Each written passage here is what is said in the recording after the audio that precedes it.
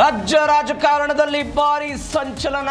ನಾಳೆ ರಾಜ್ಯಪಾಲರ ಭೇಟಿಗೆ ಸಮಯ ಕೇಳಿದ ಸಿದ್ದು, ಇನ್ನೂ ಸಿಗದ ಗವರ್ನರ್ ಸಿಗ್ನಲ್.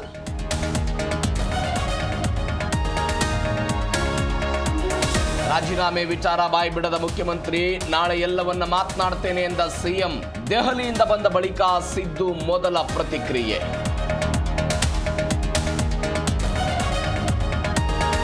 ಪರಮೇಶ್ವರ್ ಪರ 40 ಶಾಸಕರ ಸಹಿ ಸಂಗ್ರಹ.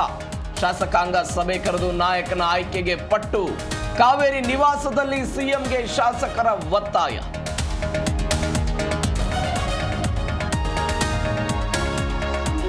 ಸಿಎಂ ಸಿದ್ದರಾಮಯ್ಯ ರಾಜೀನಾಮೆ ಗುಸುಗುಸು. ಬೆಂಗಳೂರಿಗೆ ಬಂದಿಳಿದ ಸುರ್ಜೇವಾಲ ಯಾವುದೇ ಪ್ರತಿಕ್ರಿಯೆ ನೀಡದೆ ಫುಲ್ ಸೈಲೆಂಟ್.